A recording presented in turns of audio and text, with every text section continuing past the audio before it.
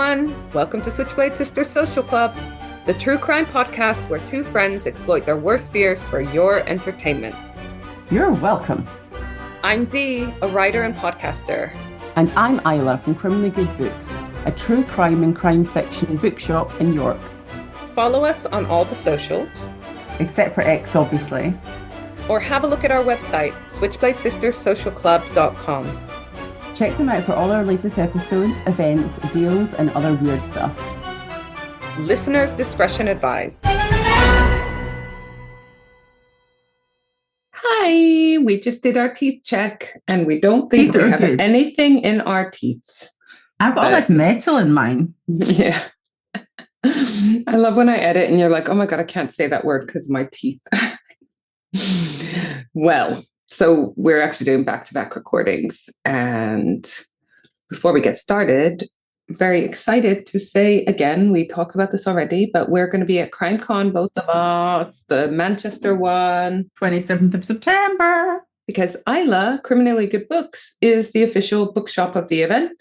So you'll be able to go there, buy books from the different speakers. The schedule is amazing, as always. So there will be book signings by those speakers/authors as well. And we'll be there. So you can say hi.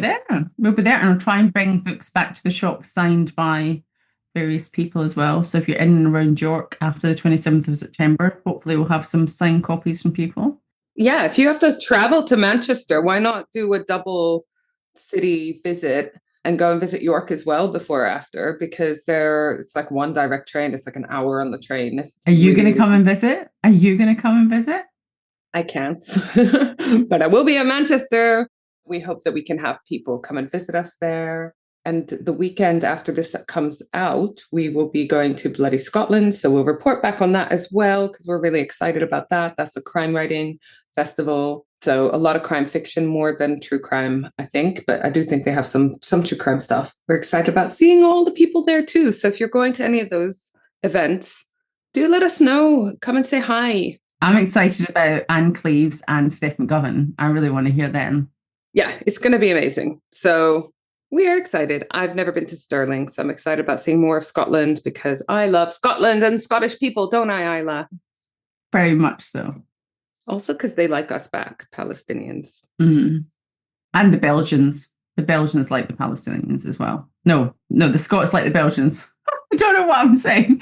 Well, if my parents are anything to go by, then yes, the Belgians do like the Palestinians because I am half Belgian, half Palestinian. So at least one Belgian liked one Palestinian at some point. Well, they at least tolerate each other. Your mum tolerates your dad, and your dad tolerates your mum. Tolerate is probably the right word. Yeah. Well, so last week you covered Dr. Crippen and the disappearance of his wife, Cora, as well as a bunch of other suspicious activity. We don't think Cora is his only victim. We know she's not. Definitely not. And you apologize for doing an old-timey case, but I didn't mind because I love old-timey cases. And mine is an old-timey case too. Yes! It's actually very similar because yours was about 1910-ish, wasn't it? Mm-hmm, mm-hmm.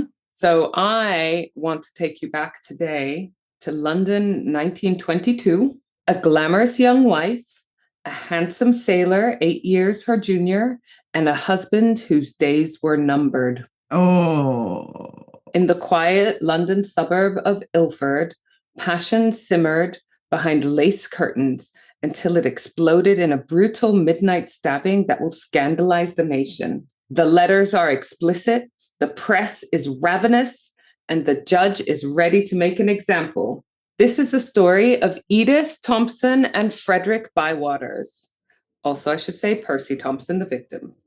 A love affair so intoxicating, it ended at the gallows. Oh my gosh, I do not know this one. So, sources, the books of which are available at Criminally Good Books, or as I mentioned last week. Did you buy them all recently? I think one of them was via your bookshop, but they're all available / going to be available definitely on bookshop.org via Criminally Good Books. So that is an online bookshop that's set up as a competitor, an ethical competitor to Amazon, where you pick which is your favorite independent bookshop i.e. criminally good books. And then you can buy any book under the sun. But Isla has set up a sort of list specifically on her shop front on the website, which lists all of the books that we mentioned that are available and also sort of related ones and so forth on the cases. So the books that I'm going to list, you can buy if you want to read more. And there's a lot to read. So we've got Rex versus Edith Thompson, Rex being the king, because I imagine that was Edwardian times, I'm going to say. I don't fucking know. A Tale of Two Murders by Laura Thompson. There was loads of the trial transcripts and commentary in Trial of Frederick Bywaters and Edith Thompson online. Contemporary newspaper accounts from the Times, Daily Sketch, Daily Express, and so forth available online. There was an article in The Independent, Laid to Rest at Last, Edith Thompson, victim of a barbaric, misogynistic death penalty. That was November 22nd, 2018. Another Independent article by Renee Weiss, Criminal Justice, The True Story of Edith Thompson. That was 2018. David Bingham, The Messalina of the Suburbs, Edith Jessie Thompson. And then there was the Murderpedia and other sort of similar sites that I used. So you don't know this case? I have no clue. I got fascinated by this case because, like a lot of the ones where it's a female murderer, in quotation marks, allegedly, quite often it feels like women on a whole are on trial, not just that one woman for that one act. And this is definitely it. It also very much impacted that we don't have the death penalty in the UK anymore. And this case was one of the turning points that led to it being abolished in this country. Okay. Oh, God. Okay. Yeah. So Edith Jessie Graydon was born in 1893 in Dalston, East London. She was the eldest of 5 children.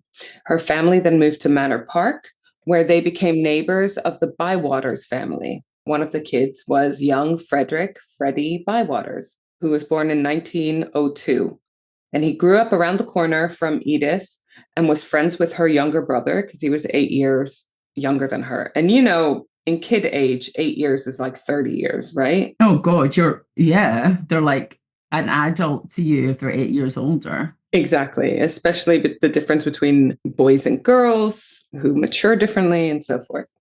Back to Edith, she was bright, ambitious. She left school at 15, and by 1911, she secured a job at a fashionable London millinery firm, so hat makers. She quickly rose from like shopkeeper to assistant buyer. That's like a really good job, right? Yeah. Yeah. And she even traveled to Paris for work. So career-wise, she did really well. She came from like, let's say, a comfortable family, which helps. But she was clearly ambitious and smart and career-driven in a time where that wasn't super common. It was very much expected. If a woman worked, it was either because she had to, or it was until she found a husband and then she would get married and have her kids, right? 1909, 15-year-old Edith met Percy Thompson. He was 19 years old and he was a shipping clerk. They had shared interests in music and the theater, but Percy was like much more conservative and, I've put in brackets, basically boring, whereas Edith was like lively, cultured, ambitious, and so forth. All of those things were considered flaws in women at the time, of course. So I'm going to show you some pictures. Please. Because I always like to know what these people look like when we're talking about them. Paints a picture. So this is Edith. Oh, yes. Okay. So she was very pretty and very cute and very smart. This is Frederick Bywaters. He looks handsome. Obviously, when he was a little bit older. And here we've got a picture of Freddie, Edith, and Percy, the husband, to the right. She looks really bored in this picture. She's in the middle. Someone's taking a picture. The two men are facing away from her and each other. Like the body language does not look good in this picture, and she looks bored. It's a bizarre photo because it looks like a candid shot of them sitting in the garden on this bench. You know, Percy's reading the newspaper. Freddie looks like he's reading a book, and she's just sat in the middle, just staring off into space. But at the time, photography wasn't that common. So this is actually like probably a posed photo, like a choice. So it's weird, isn't it? Yeah, it is quite weird. But yeah, it looks like a nice A nice picture. So the three of them, as you can tell, they get to the point where they do hang out. So I will tell you more. I just wanted to show you what they look like. But they were all very like presentable, well-dressed people. Educated, well-dressed, yeah. After a 6-year courtship, which was an unusually long time at the time, family pressure led Edith to finally marry Percy in January 1916. So she was about 21 at the time. On her wedding day, Edith had voiced last-minute doubts to her sister, only to be told by her father, "You must go. Everyone is at the church waiting." Oh, this was the day. Oh my gosh. So she clearly wasn't sure about him anyways. Like, is he a good fit? But like, people are here already is not a good enough reason to marry someone for life in a time where it's very difficult to get divorced and this, that, and the other, right? And like, they had a courtship. She was 21, 22, and they've been dating since she was 16. Like 15, 16. How do you know who you want to be with when you're like 60? And we're so young. So young. Their married life in suburban Ilford seemed outwardly very ordinary, very normal. But Edith very soon, surprise, surprise, felt trapped. She had a successful career, which was very rare for a 1920s wife. You know, again, even if you did have a successful career, you were expected to leave it and have kids once you got married. She was earning a good salary, whereas Percy never went beyond the sort of clerk position. I saw in the one or two sources that she was even earning more than him, which is definitely rare at that time and would have led to some insecurities on his part, some tensions, something, you know? I mean, you would like to think that a husband would not feel insecure if his wife was earning more. I mean, my mum earned more than my dad, and he was absolutely chuffed to bits because he's just like, she could spend money on me. I know that it is a problem even today. So 1920s. It's going to be massive. Massive. Frederick Bywaters, he's still 8 years Edith's junior, but he had an adventurous spirit. He was too young to fight in World War I, but he lied about his age to join the Merchant Navy in 1918. So when he was about 16.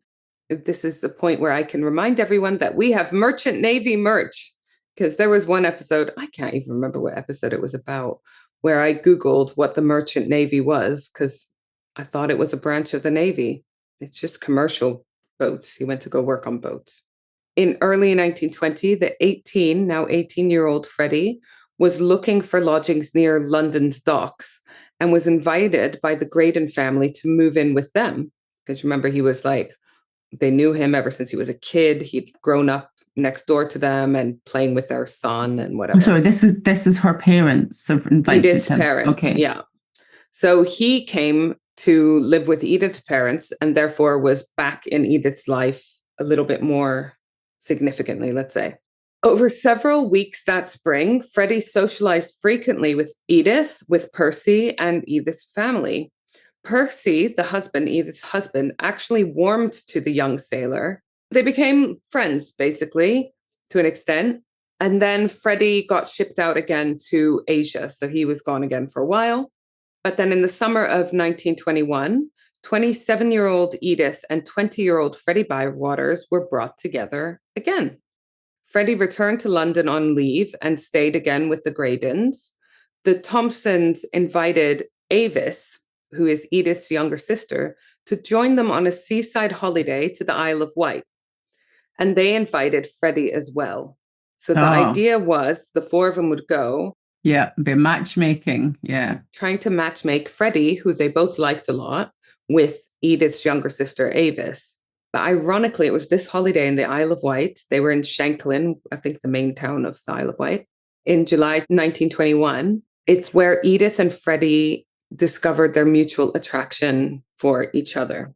Now, in a time where sex was harder to have outside of marriage, let's say, less opportunities, you're alone less, you have less opportunities or chances or excuses to be alone, especially with someone of the opposite sex who's not your spouse. but also at a time where even just like holding someone's hand would be counted as dating them. Do you know what I mean? So what I'm trying to say is that it's a bit fuzzy when this affair started. Do you count it based on our morals and our benchmarks or Edwardian ones? I don't know. But basically, it was on this holiday that they realized they liked each other. And did they do anything on this holiday by our standards? Couldn't find anything about that. But by late July, they came back from holiday and Percy offered Freddie a room as a lodger in their own house in Ilford. Okay. Probably because he was still hoping that Freddie would marry Avis. But once they were all living under the same roof, Edith and Freddie's friendship definitely became a love affair. So by late July 1921, they only occasionally, but they did manage to consummate their relationship. So they did have sex, basically. And Edith started distancing herself emotionally and sexually from her husband, which he noticed. By late summer 1921, Percy Thompson began to suspect that there was something going on. Maybe not the full story, but he definitely started feeling uncomfortable with the amount of intimacy they had. In August, so like we're talking weeks, this is happening, although they've known each other for a really long time. They go on holiday in July. He moves in at the end of the July. By August, Edith and Percy had like a vicious fight about it. Percy slapped Edith, shoved her on a table, and Freddie actually stepped in to protect Edith, which, by the sounds of it, infuriated Percy even more. There were some sources that also mentioned other domestic violence incidents where Percy was not very nice, to say the least, to Edith. And they involved the police as well, but they weren't taken seriously, or they didn't go further because a man was allowed to do what he wanted with his wife, i.e. his property, within reason, in quotation marks. You know what? I think if you've actually called the police, I don't know whether neighbours called the police or she called the police. I think to call the police is a massive step within domestic violence. I mean, we support IDAS, a local domestic abuse charity in York. And, you know, sometimes the police are not called for months, years. Like, so if you even call the police, that's a massive thing. That's like, there's something going on.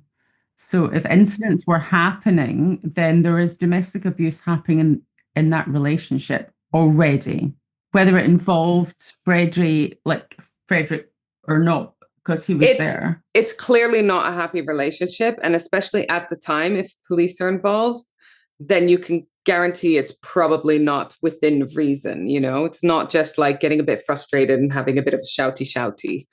So this took me on a sidebar, which I called a gallery of misogyny in legislative form. Oh my goodness, I'm loving it. Snappy. Right? It's historical and depressingly current laws that are still, or that were in place at some point, that were basically sexist towards women, towards wives. Also called it, AKA, how did anyone think this was okay?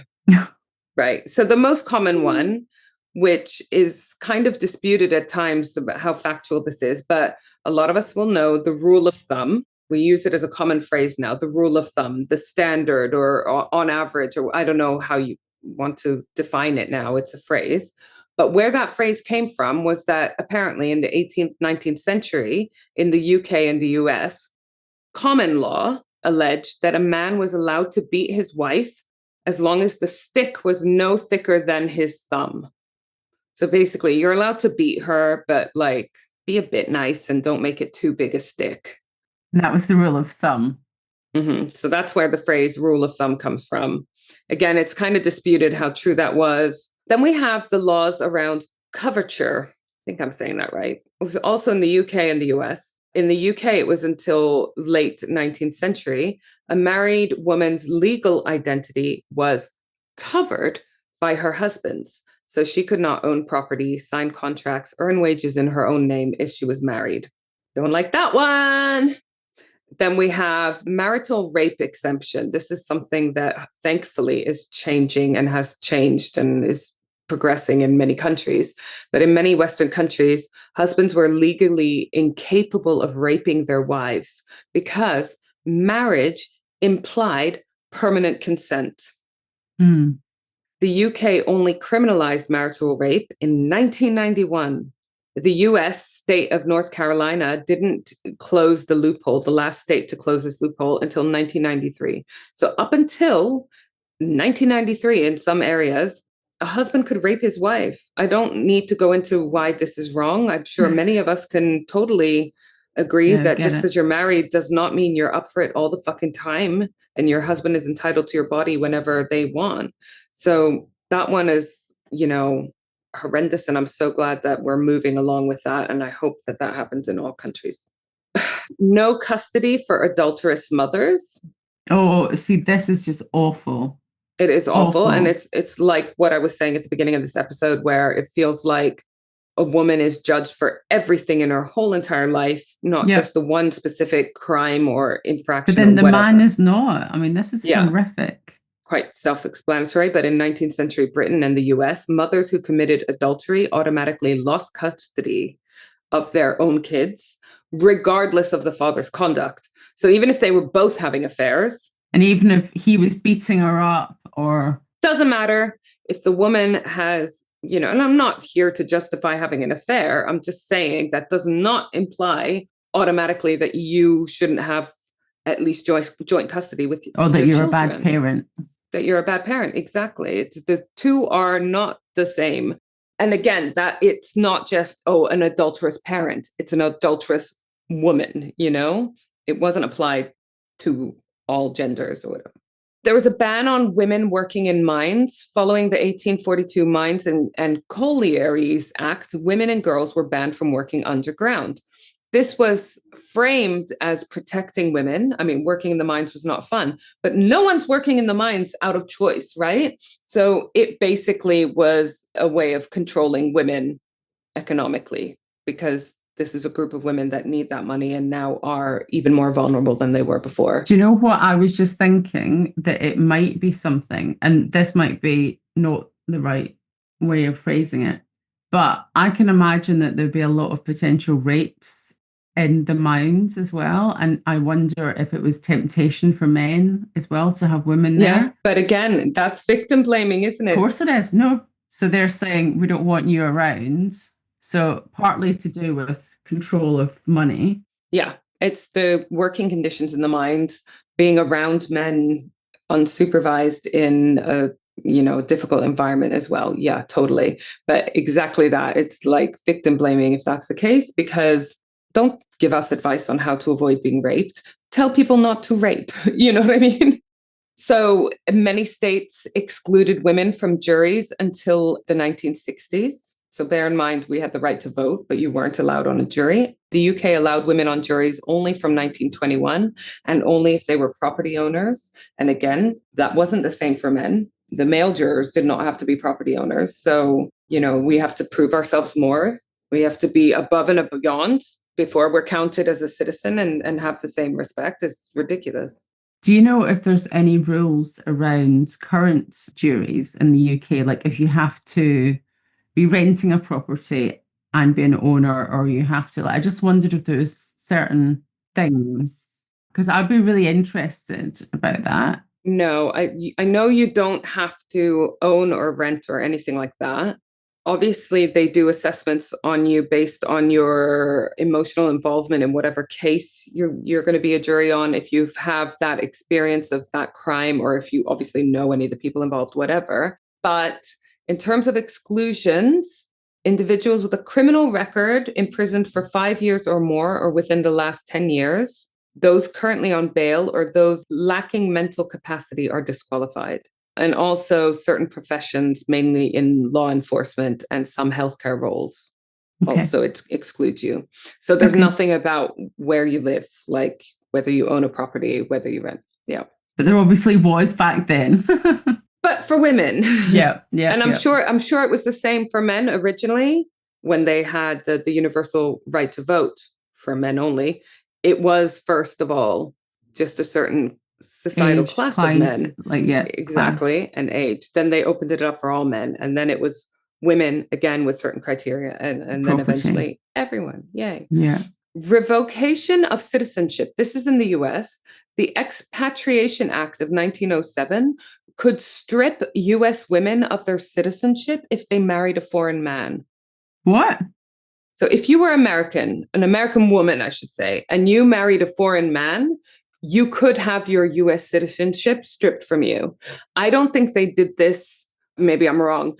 I know they definitely didn't do this for certain foreigners, like British, for example, would have been acceptable or whatever. But if you married a foreign man of a country they didn't like, they could strip your citizenship if you were a woman married to a foreign man, but not the other way around.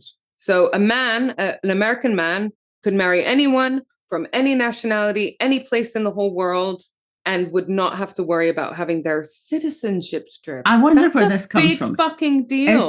Is it a threat that they're going to procreate, have kids that are mixed race brought to America? Or is it that men who made up this rule have gone, how come our women want to date foreigners? You can imagine conversations behind closed doors about this. And it's probably both of those things, right? Oh, I think so. I think exactly that. It's a bunch of old rich white men in the States being like, we don't want our women marrying these exotic foreigners. Like I said, I don't think it happened to people marrying British people or acceptable foreigners. It's also, if they don't like the woman, it's an excuse to get rid of her, even if they don't care about her husband or where he's from. So yeah, that's just shiesty, isn't it? And then some more recent and still in effect or recently repealed laws, which I've called AKA we still have work to do, folks. Like I said, in the US, they only very recently, in the 90s, depending on your age, seems like 5 minutes ago or seems like olden days. For us, it feels, I mean, that's when we were teenagers, right? Like the fact that this was still okay while we were teenagers, fucking disgusting. In Ohio, some coercive acts, including drugging or other subtle forms of why can't I say this word? Anyways, incapacitation. There you go. I don't think drugging is a subtle form of that. They're not recognized as rape if the victim is married and living with the spouse. You can drug your wife. You can rape her. Sex with her. Well, rape her, not have sex with her. It's not illegal because you're married to her and you're in the same house. Yeah. It's madness. And in Michigan, the law still doesn't count it as rape if the spouse is mentally incapable or incapacitated. I'm sorry. So what happens if your wife is, let's say, suffering from genuine depression and you decide to rape her? You can do that? Yep. Awful. In South Carolina, there are basically drastically lower penalties and shorter reporting window for women for spousal rape. So marital sexual battery carries a lighter maximum sentence, 10 years, compared to non-spousal rape, up to 30 years. So basically, if you sexually assault someone who you're not married to, you could get up to 30 years. If that person is your wife, you get up to 10 years. Like just because you're married, you would get a lesser sentence. In my mind, I'm not going to say it's better or worse, but there is an extra layer of betrayal when you have something awful done to you by your own fucking spouse, It's definitely not less bad. Plus, married victims have to report it within 30 days. The thing is that if it's not a married victim, they don't have that limitation. The decision to go to the police with accusations of rape of your spouse, that's a big deal. And then the investigation that would follow, and if you've got kids and if you live in But they say basically that this 30-day limitation reporting window does impact the prosecution and making it very difficult to actually prosecute someone, which is just so sad, isn't it? Virginia has family preservation therapy options, which is going to be a euphemism for something fucking awful. Yeah. In certain cases, instead of criminal punishment, the court can order therapy for sexual assault if the court finds that such actions will promote maintenance of the family unit, meaning spousal sexual assault might lead to therapy, not jail time. So they both have to be in this therapy, or? Potentially. And it's with a view of keeping the family unit together. Why the fuck would this woman want to be with her rapist any longer? You know what I mean? And yes, give sexual offenders therapy. I'm not saying don't do that. But in jail, Ridiculous, isn't it? Like, It's almost satirical when you read some of these things, like how the fuck, in a time when we already agreed that women were going to get equal rights, yay.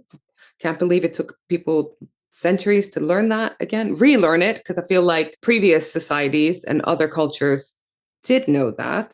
And then it was slowly eroded. That as recently as the 90s, we could have such disgusting stuff. And that even today, we still have, our rights taken away. But anyways, I just wanted to go on that little tangent of rules that were acceptable and ways that it was acceptable to treat your wife. What did you call this little segment? What did you call it again? I know, I was really proud. It does deserve another airing. Gallery of misogyny in legislative form. So we're going to go back to Freddie and Percy, right? And Edith.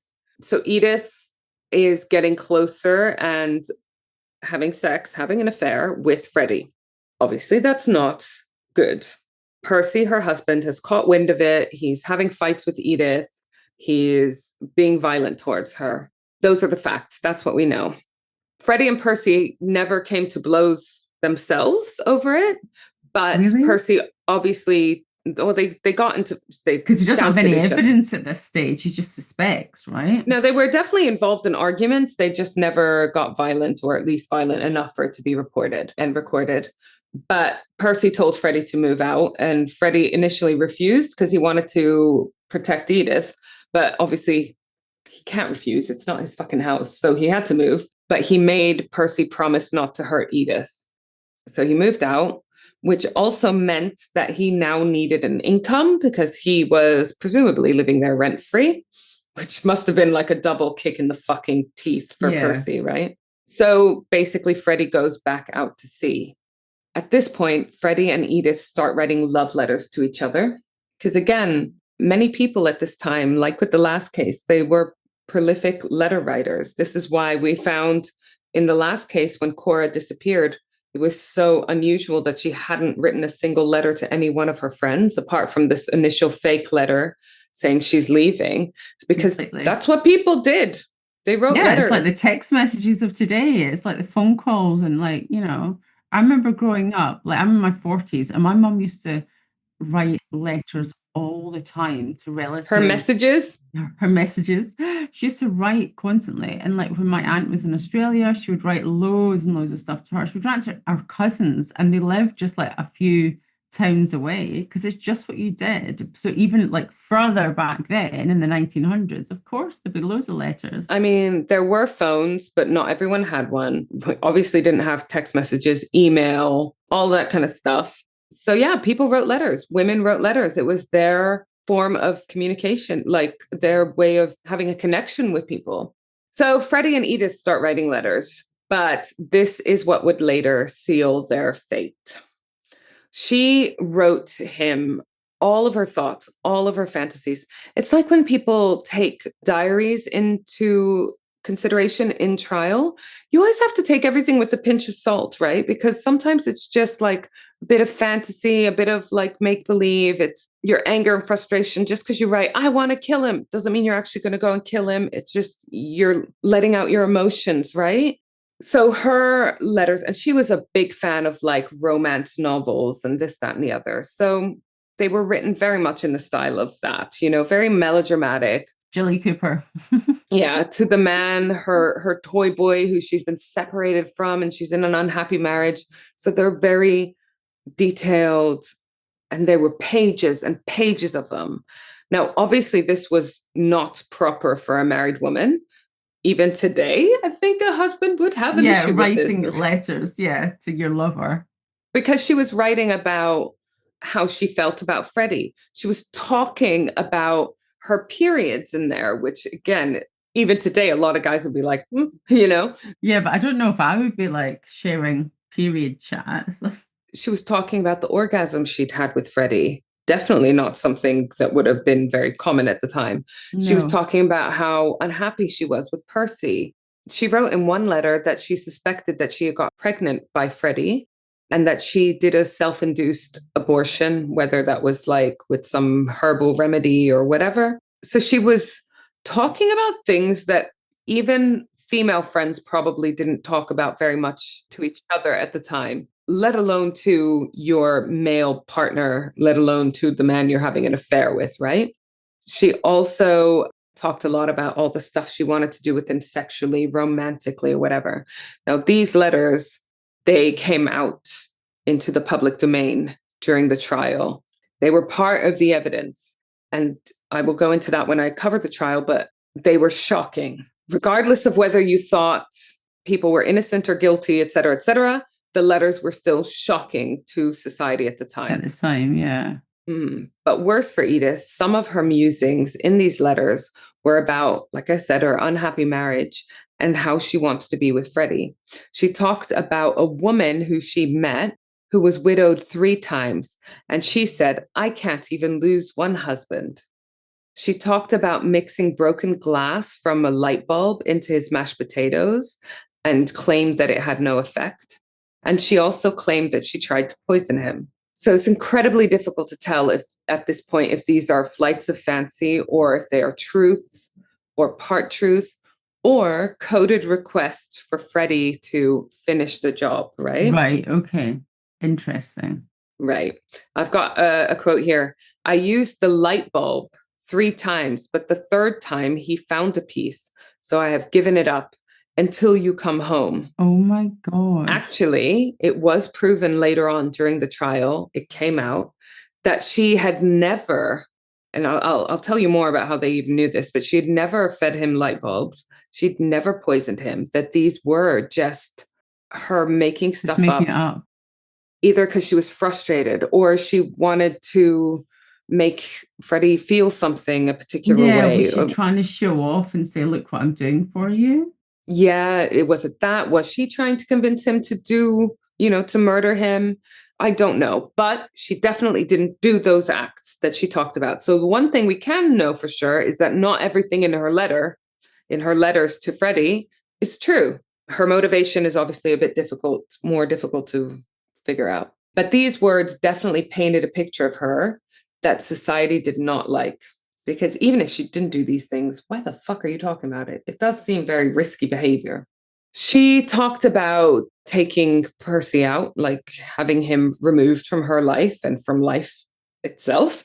She was saying like maybe it could be an accidental death, or she even talked about faking her own suicide so that she could run away with Freddie. Again, do you see what I mean about it being kind of like a diary? Like just loads of thoughts. Yeah, it's just anything that popped into her mind came out on this paper. It didn't necessarily, in my mind, in my interpretation, mean that she was seriously considering all of these options or she meant all of them.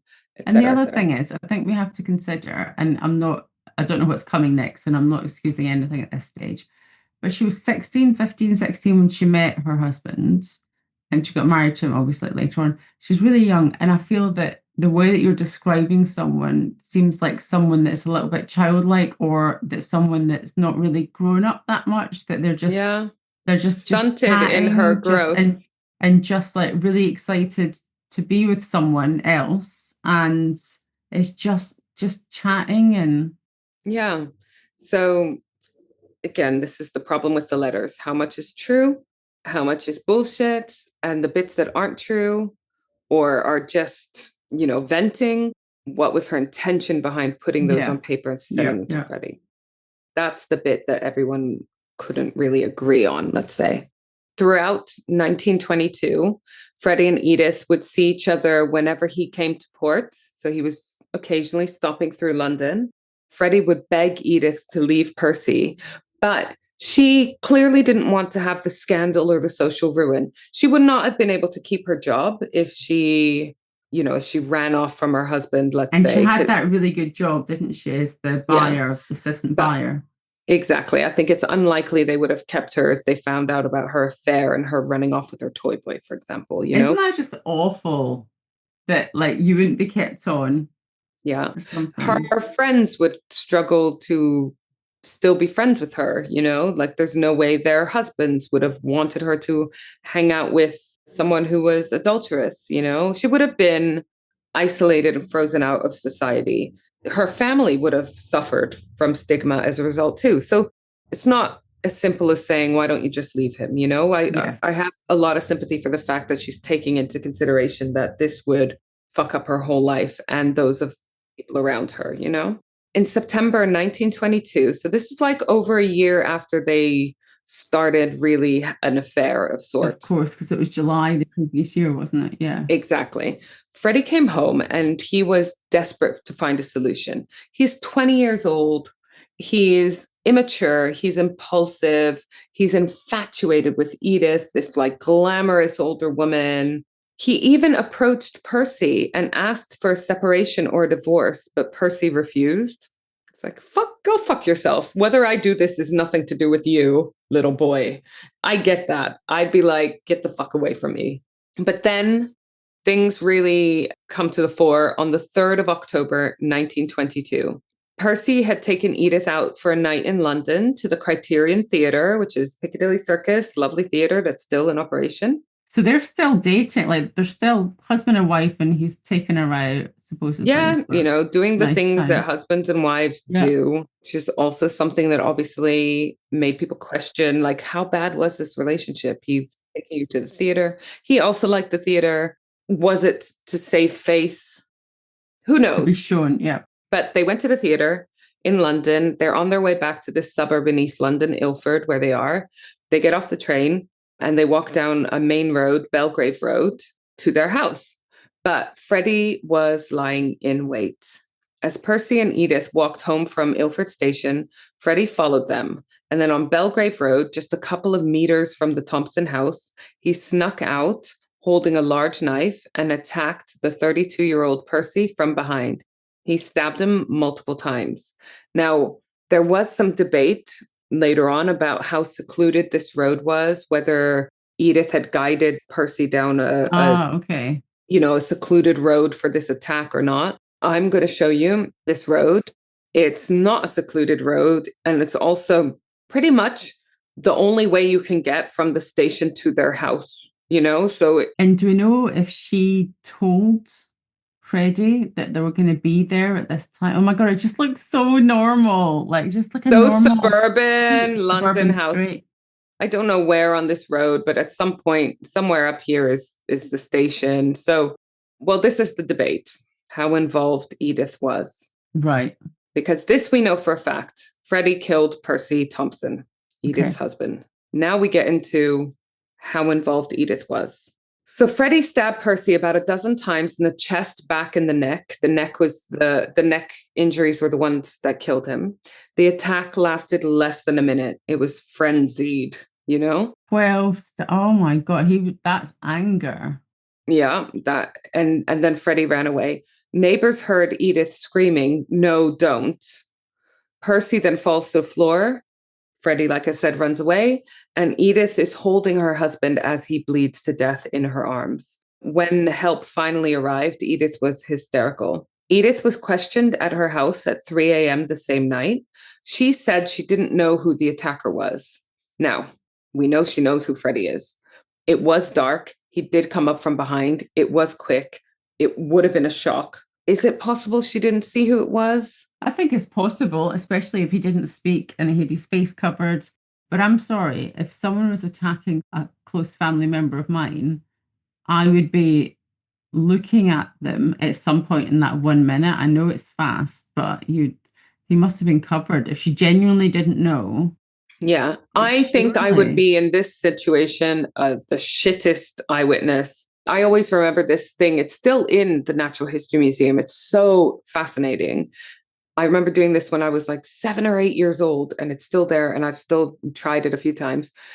In the human biology section of the Natural History Museum, you know, where you can look to see if you're colorblind or, you know, all of these optical illusions or whatever. So cool. They have a bit where you sit and you watch like a 20, 30-second video of a crime occurring. And I think it's someone being robbed at knife point or something, or the video is you being robbed, like, you know, first person view of someone coming up and approaching you to try to rob you. Then you're asked a bunch of questions. What color t-shirt is the guy wearing? What described, which of these is the knife that he was holding?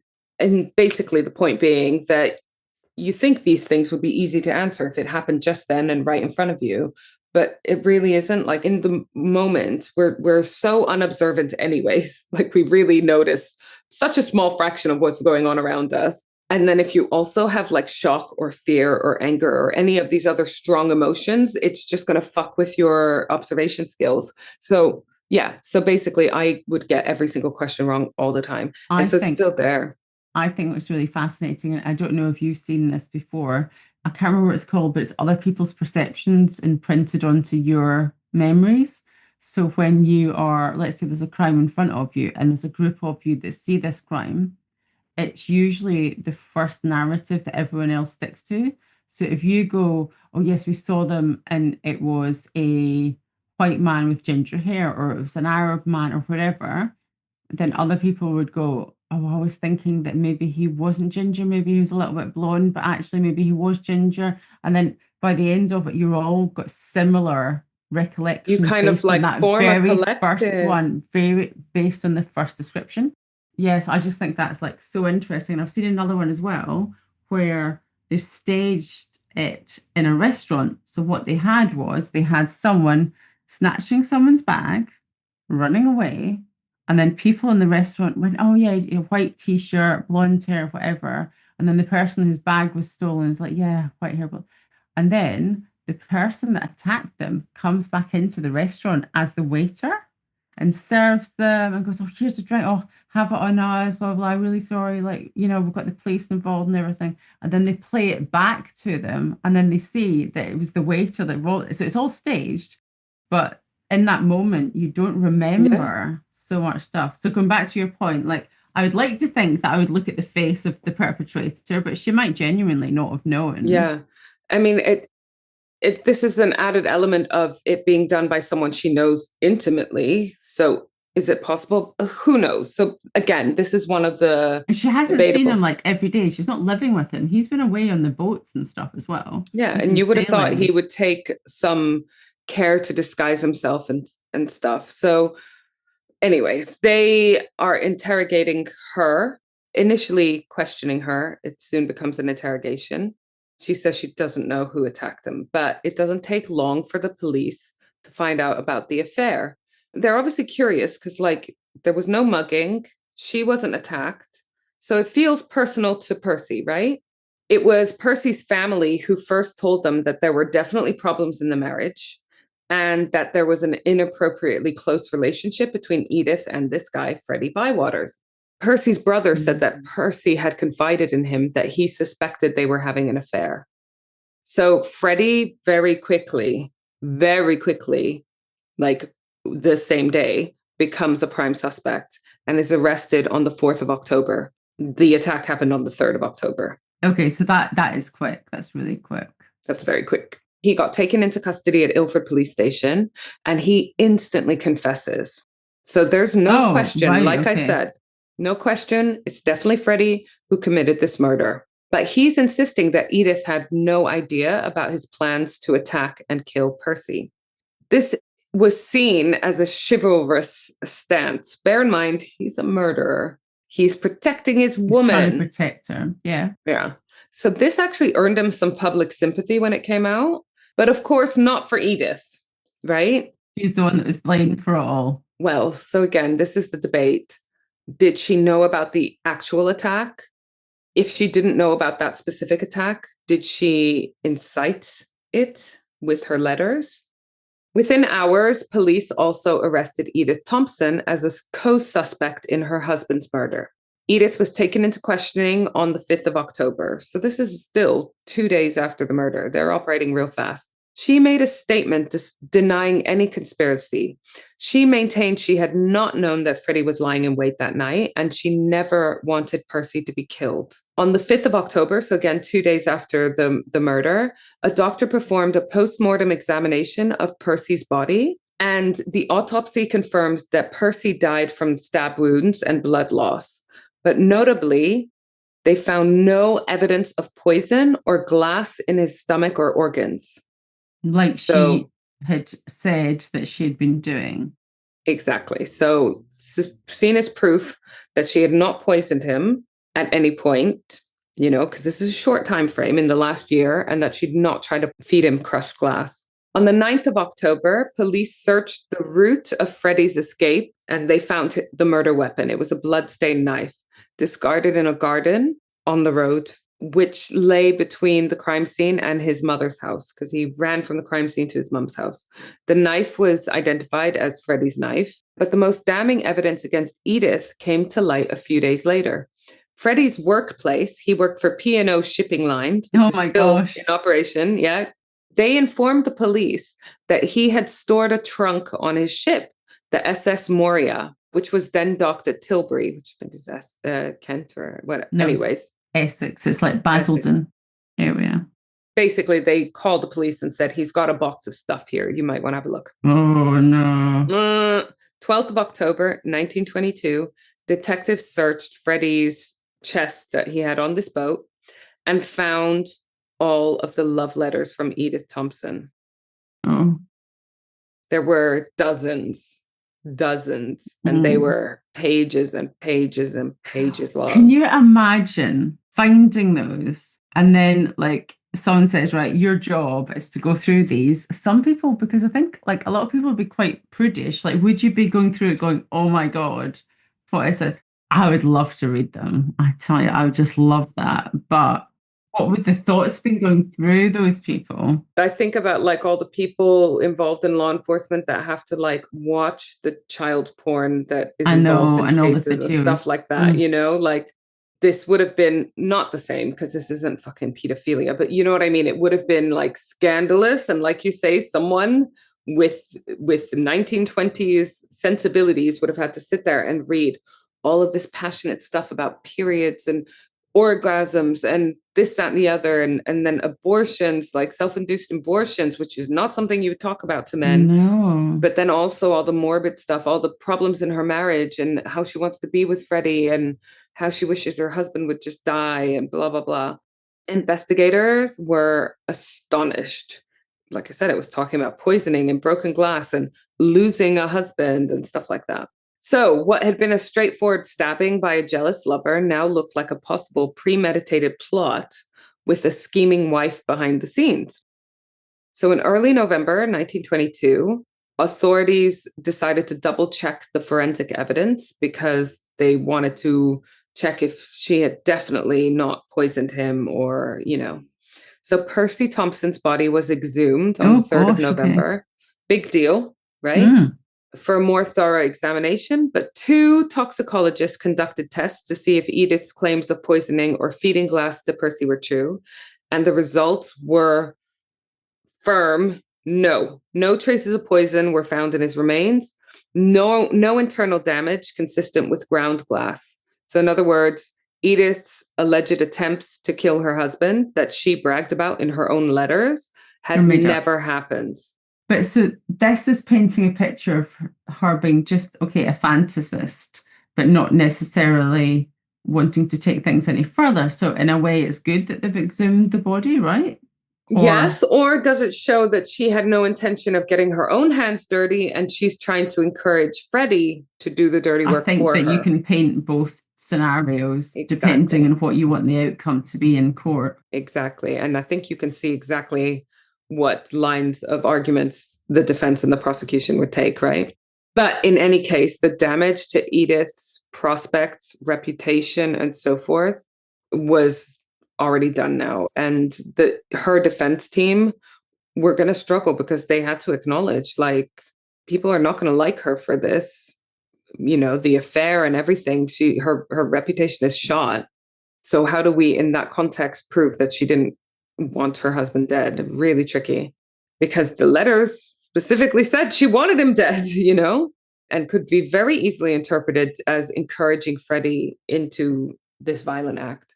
Edith Thompson and Freddie Bywaters were formally charged with murder and conspiracy to murder. After a preliminary magistrate's hearing, they were committed for a trial at London's Central Criminal Court, the Old Bailey. On the 3rd of November 1922, the stage was set for one of the most sensational trials of the 1920s. Their case had already attracted so much press coverage due to the scandalous mix of sex, adultery, murder, poisonings, you know, all the things that like tabloids love. Letters, The joint trial, they were tried together, of Freddie Bywaters and Edith Thompson started on the 6th of December, 1922. So really quick, because he was murdered on the 3rd of October. And when was the trial, sorry? Started on the 6th of December. So 3 months? 2 months, yeah. 2 months, yeah. In London at the Old Bailey. Presiding was Mr. Justice Montague Shearman, a 65-year-old High Court judge known for his old-fashioned Victorian outlook. Do we like this guy or not? Well, that's not going to bode well for very liberal. Either of them. Well, ahead of her time in terms of career, adulteress, Edith Thompson, right? She's fucked. She's fucked. The prosecution was led by Solicitor General Sir Thomas Inskip, a senior law officer, with Travers Humphreys and Roland Oliver as counsel. They acted on behalf of the Crown, Rex, and basically Percy Thomas's family and public interest, basically. So they were the prosecution. Bywaters' defense counsel was Mr. Cecil Whiteley, and Edith Thompson's counsel was Sir Henry Curtis Bennett. Both were experienced barristers. Crowds queued overnight in the winter, in December, so they could get a seat in the public gallery. And I even read that homeless people were paid to keep a seat, in the queue for the richer people to come along and buy them off, Oh, now that is so interesting, isn't it? I can imagine that happening. I read that happening in other times where you know. I'm sure I've heard something similar. Yeah, that's really interesting. The proceedings were covered in excruciating detail in the press daily. The defendants were indicted, like I said, on 2 counts: murder for jointly killing Percy Thompson on the 3rd of October, 1922, and conspiracy to murder for allegedly plotting Percy's death over the preceding year in the letters. English law held at the time that if 2 people conspired to murder and the murder was actually carried out by one of them, both could be convicted of murder. So this is why Edith, even though she definitely wasn't involved in the actual killing of Percy, could still be tried for murder and not just conspiracy for murder. Because she incited it as well, though, didn't she? Regardless of what you say, that her letters did to a certain extent. But it's whether that was intentional. Exactly. Don't get me wrong. Freddie totally read those letters and was like, I should kill Percy because of what she's saying. Yeah. But did she intend that is what they need to figure out. And if she didn't intend that, then she also isn't responsible for the murder and shouldn't be charged with murder. Yeah. They both face the death penalty for these 2 crimes. The Crown's strategy, the prosecution, was to paint Edith Thompson as the driving force behind the crime.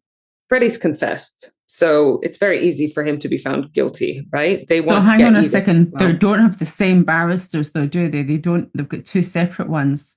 So their barristers are working for the benefit of their individual client. Freddie has confessed to the murder, but is saying that Edith had nothing to do with it, i.e. there's no conspiracy to murder because I came up with this genius idea on my own bat and planned it myself, et cetera, et cetera. And if there's no conspiracy to murder, then Edith can't be done for the murder either. So they're trying to paint her as the driving force, as the mastermind. She's the one that seduced a younger man and basically encouraged him to kill her husband on her behalf. Edith was an intelligent, discontented wife. Her defense was that she had been manipulated by Bywaters, a besotted youth, and had no intention of ever finishing with her husband, definitely not killing him. But what became the most scandalous portion of the trial was that dozens of her letters were read aloud in the courtroom. See, that would be the most icky thing, listening to it. If someone reading your diary or your personal letters or whatever out loud, God. But when the content was so scandalous of the time, people were shocked by the content. They revealed, obviously, Edith's adulterous passion in very flowery language, her sexual relations with Freddie, her fantastical musings about Percy's death. Given that Freddie had confessed to the stabbing, his defense could not claim that he was innocent of this. His defense was trying to save him from the gallows, from being hanged, by disconnecting the act from any premeditation with Edith. So he would also benefit from it not being seen as premeditated. The defense accepted that Freddie killed Percy. That's his lawyer was saying, yeah, we did. But they argued it was a spontaneous crime of passion, not the result of a conspiracy or prior agreement, and that also Edith had nothing to do with it. This would also help her case. So, his defense conveniently also works to the advantage of Edith's defense. He's not saying, oh, it was all Edith. I had nothing to do with it. Freddie took the witness stand and reiterated that Edith had no knowledge or part in his decision to actually murder Percy. He claimed he acted out of an overwhelming emotional impulse and even suggested he only meant to confront or scare Percy, not to kill him. I mean, he stabbed him like 12 times. Yeah. Throughout the trial, Freddie remained loyal to Edith, repeatedly asserting that she never asked him to harm Percy and that she was entirely surprised by the attack. Again, this earned him some sort of public admiration. He was seen as a gentleman protecting his lover, in the words of one of the family members later. But legally, this was not enough to exonerate Edith if the letters convinced the juries otherwise. Yeah. So it's not enough that this murderer says, oh, no, she wasn't involved, Edith's lawyer faced the enormous challenge of explaining away these incriminating letters, because at the very least, they're not a good look, huh?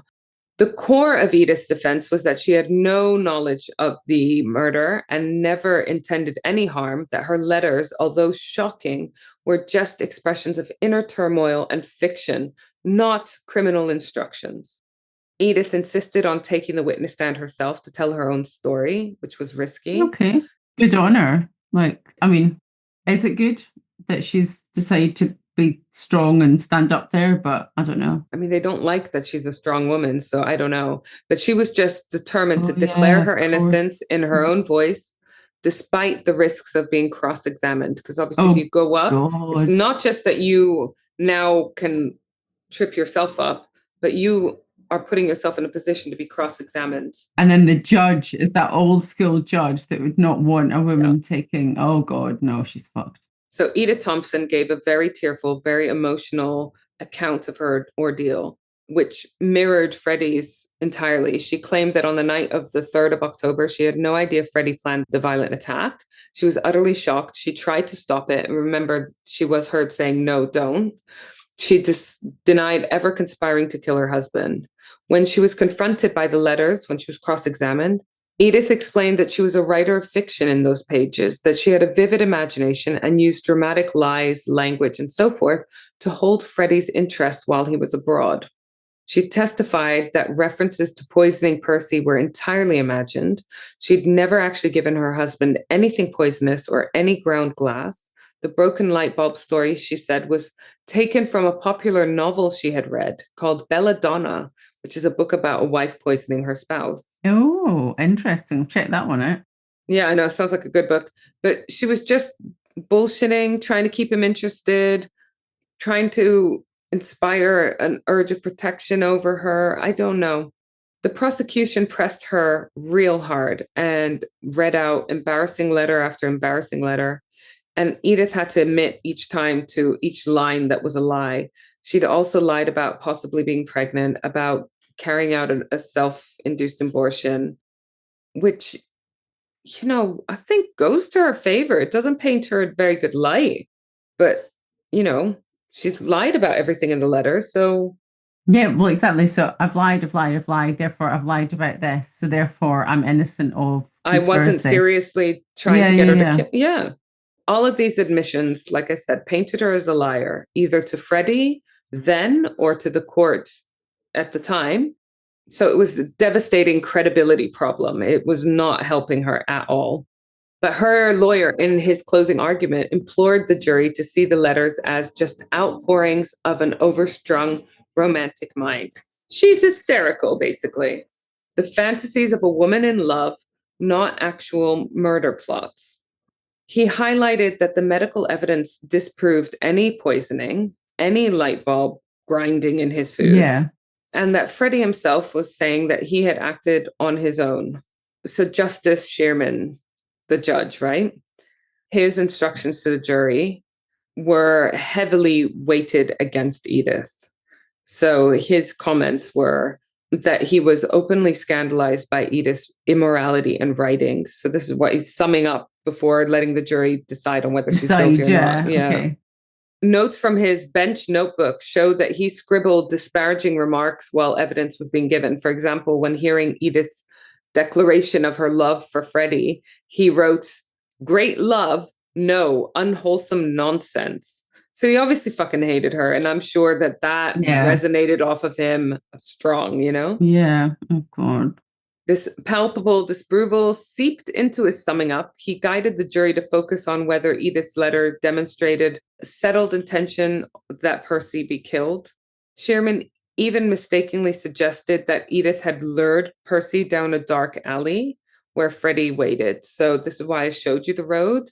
It was the main road going from the station to their house. It wasn't a dark alley. So hang on, the judge lied. Like, so he said in court, like in the summing up, and you've got to decide whether she lured him down. I mean, if that wasn't part of it, that shouldn't have even been mentioned. But he'd obviously had his preconceived idea of what had happened, and that's majorly going to influence their decision. But that's the judge, exactly, and his summing up. So obviously it was an all-male jury, which was common at the time. I think this was a time where you could have women jurors, but they had to be property owners. But then also the other thing, Dee, is do they not get to pick the jury? I think both sides have to approve each member. Yeah. So I would not be surprised if there was even an option of a female juror that... And she'd be trying for it, but they'd be like, no, we're going to go for it all male. I'm sure. God. So the all-male jury seemed to have been swayed by the indecent interest in punishing her moral transgressions. So everyone was very hostile to her, judging her for this affair, more so than the actual potential murder or conspiracy to murder. So on the 11th of December, remember the trial started on the 6th. So it's 5 days later, after deliberating for about 2 hours, the jury returned with their verdict of guilty of murder for both of them. Edith broke down in sobs, repeatedly murmuring, "I'm not guilty, I'm not guilty, I didn't do this." Freddie reacted angrily.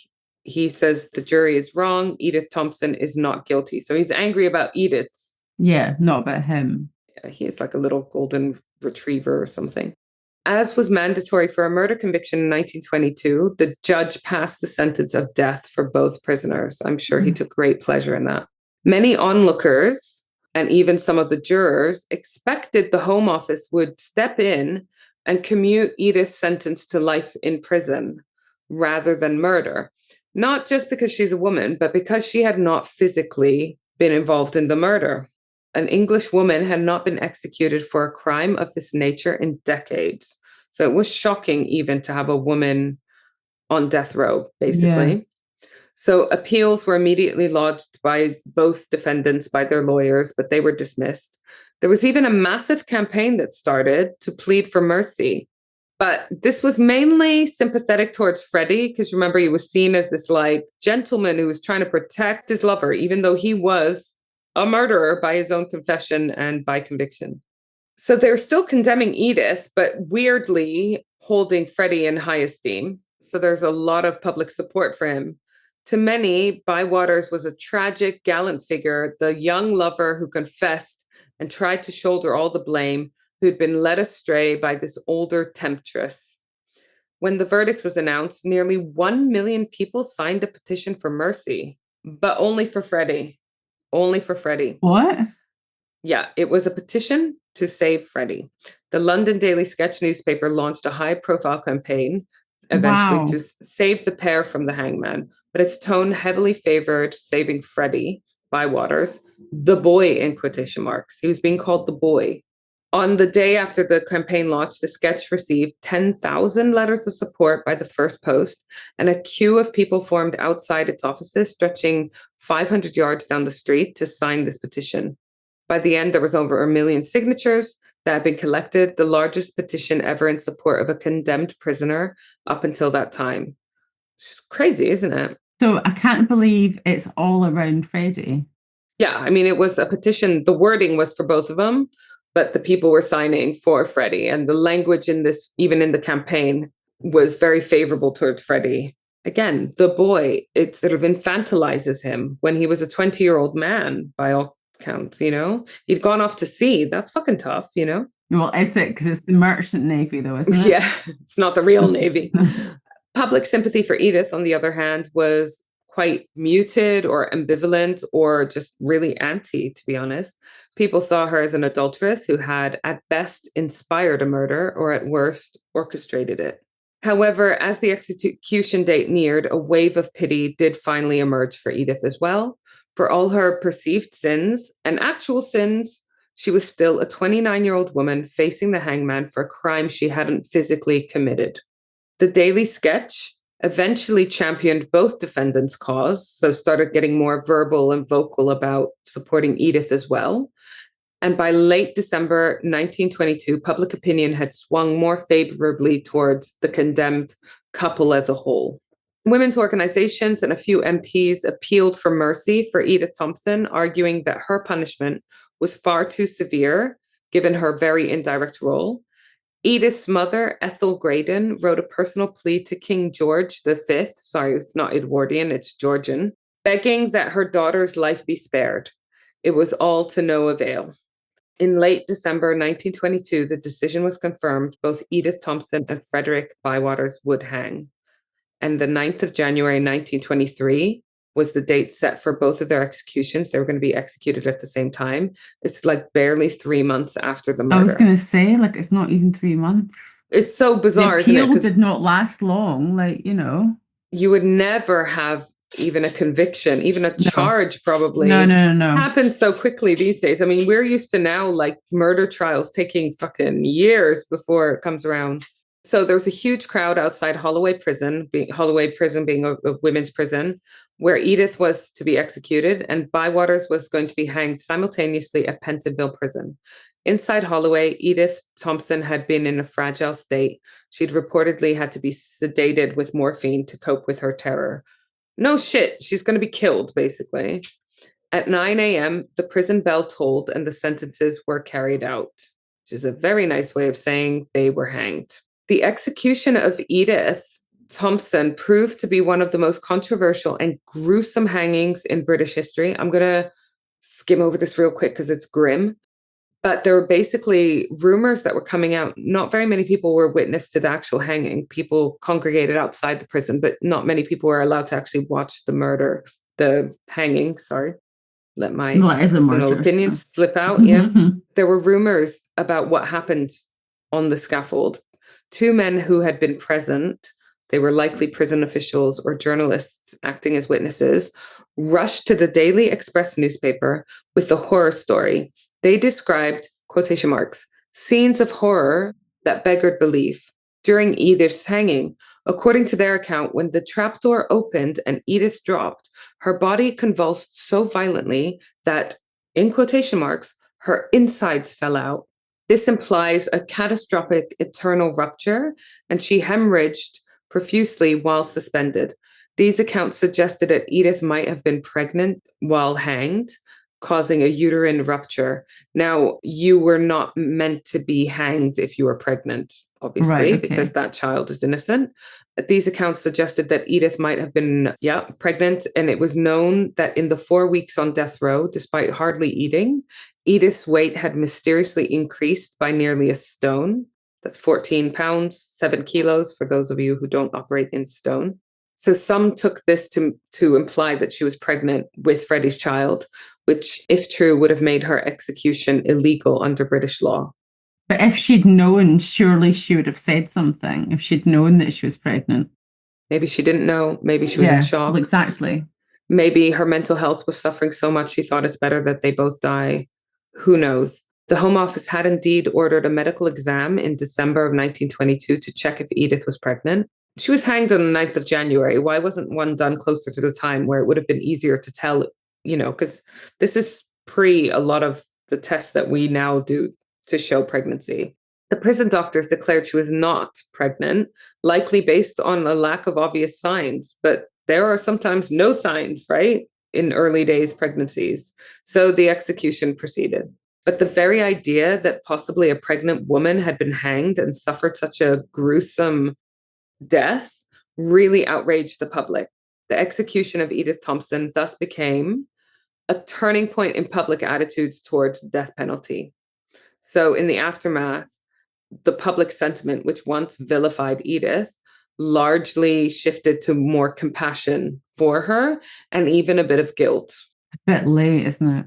Yeah, she dead now. Sorry. Edith Thompson, as was customary, was buried in an unmarked grave within Holloway prison grounds on the day of her execution.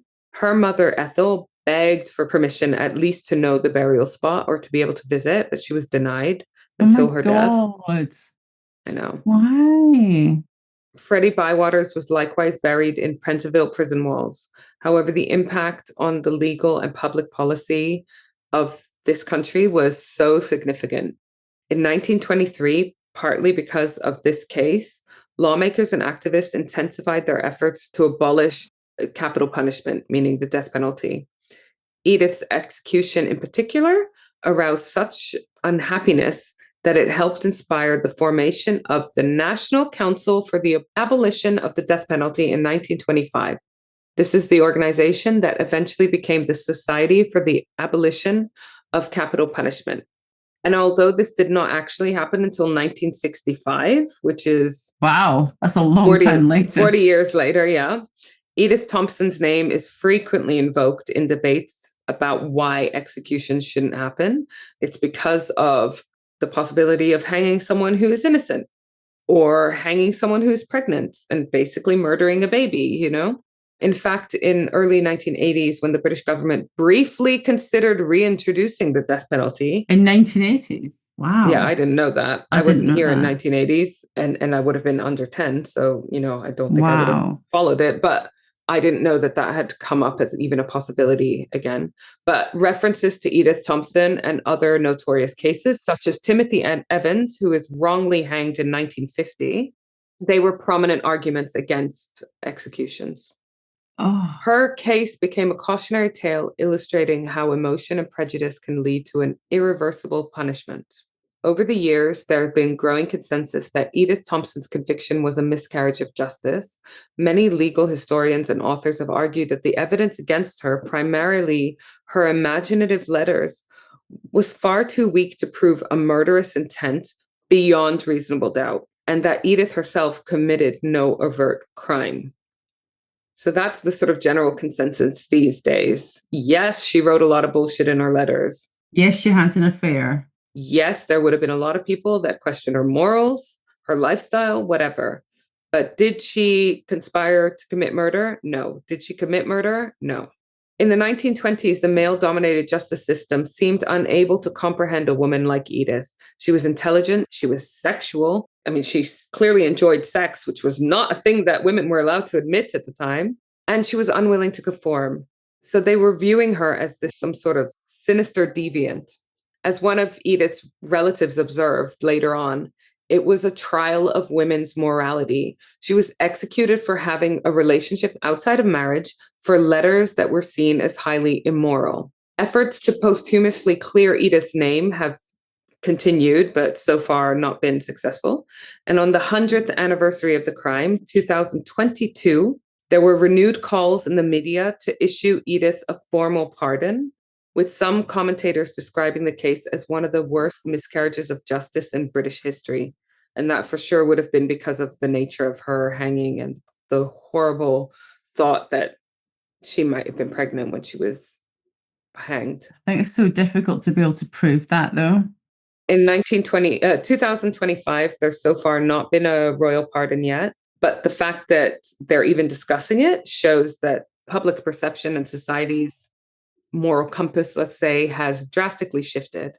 In November 2018, because I was like, why are there so many articles about her in 2018? It's because Edith Thompson's remains were finally laid to rest with her family. After Holloway Prison was decommissioned, Edith's body, along with the remains of 4 other executed women, had been exhumed. They'd been exhumed anyways in 1971 and reburied in an unmarked mass grave at Brookwood Cemetery in Surrey. We have an episode on it, so go and check out previous episode. It was a revisited episode of the We Knew the Moon podcast on cemeteries. And Brookwood Cemetery was this really interesting cemetery that they set up in Surrey, in the suburbs of London, when the inner city cemeteries were getting full up. And they even had a train line, a cemetery train line, which I just found fascinating. Oh my God. So in 1971, several women who had been hanged at Holloway were taken out and buried in a mass grave at Brookwood Cemetery, which Edith Thompson's family had no idea about. Mm. And it was only much later they had a petition to the government to allow her to be reburied with her family with proper dignity that they found out that she had been moved already, not with dignity, mass grave.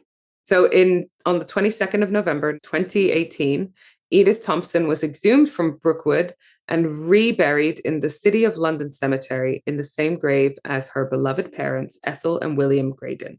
The case of Edith Thompson and Freddie Bywaters endures as a stark example of justice gone awry under the influence of social mores. It illustrates the danger of letting moral judgment and lurid evidence overshadow concrete facts, even in court. The end. Absolutely. Oh my God, that was amazing. And Dee, like the thing is, I would say that like modern day would be like social media. Like, you know, when we watch something and we might get so carried away, your opinion might be swayed one way or another, but you've not seen all the facts, or, you know, the person that's got the strongest social media presence dictates everyone's opinion, or, you know, and you can imagine at the time, those really strong advocates for morals were able to persuade public perception against her guilt. Just the one that shouts the loudest sometimes. Yeah. And we've talked about this, like when we were talking recently on this podcast about refugees, and would you become an illegal refugee if your family were dying? Of course I would. Yeah. And, you know, on the issue of Palestine and some of the actions taken by different people in different contexts or whatever, people are always so quick to judge others and so quick to justify their own behaviors. That's, I think, the long and the short of it. I would put money on that judge and half the jurors also having had affairs on their spouses. Undoubtedly, they will have something that they will have done that they would have persecuted someone for had that same moral inadequacy, whatever, been presented in front of them. I've no doubt about it. It's just, you know, the absolute worst case scenario is that she was pregnant and that she didn't know that Freddie was going to kill her husband, that she was a little bit of a fantasist. And that's, you know, that's the most horrible thing. Or she could have agreed with it all and wanted Freddie to kill her husband. But at the end of the day, there's no evidence that said that she, and he frequently said, she's not involved, she's not involved, she's not involved. I mean, even if you thought that she did purposely incite him to commit this murder, it's bizarre that they had the same punishment. And listen, I'm going to admit, when I was going through my divorce, I have a dark sense of humor. I regularly joked about how my life would be much better if my ex had a little accident before the divorce went through, before he had the chance to change his pension and his life insurance and all this over to someone else, his new girlfriend, who popped onto the scene about 2 weeks after we separated. Anyways, you know, conveniently. Do I want him dead? Have I ever? No, I was just being inappropriate. But, you know, if someone had taken that, it's like the two princes. Wasn't that another case where the king was like, who will rid me of these two princes or something? And then someone killed these two princes. And then he was like, oh, no, I didn't mean it. I was just frustrated. Yeah, you know. Palate cleanser? Please. Okay, well, little confession. We've got no submissions for the Inquisition. What are we going to do? Do we need to come up with Inquisition and something else? We need to start thinking about a palate cleanser for the next season. But in the meantime, today, I've been putting out lots of feelers for new submissions. So please submit, please, because we're looking pathetic here. Like, I have no friends, so I don't have people that have got tattoos. Like, I really don't. You're my friend. So today's Inquisition is going to be one of your tattoos. Okay. Shall I get my leg up? Yeah, whichever one you want. Hang on. So, getting into position. Woo! Okay, you need to put your legging up a bit. Yeah. Cool. Right. Do you remember how this was done, Dee? Yeah, I was there, obviously. I know. I'm going to get you to talk about it. So we went to the Isle of Arran because that's where you wanted to get married. And so we went on I think it was on our first recce mission, wasn't it? Yeah, we went up there. Mom, didn't we? We went with your mum, Mama Hams. Hi. Mama Hams. And we got tattooed together. I got serotonin and dopamine. Yes, that's right. Yeah. And you got your bit of, is it thistle or thistle? A little thistle. Yeah, exactly. Not because I'm Scottish, but because my husband went and proposed with a thistle.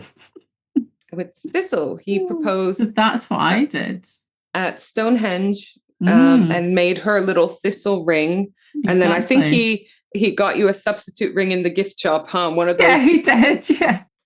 Stonehenge rings, which is actually in the shape of Stonehenge. And it was so big that I had to wear it around my neck because I couldn't, it just kept, even on my thumb, it just kept coming off. And then he got you a gorgeous engagement ring, not made of thistle, but made out of precious metals. I don't actually have one at the moment. Oops. Oopsie. I am still married, I promise.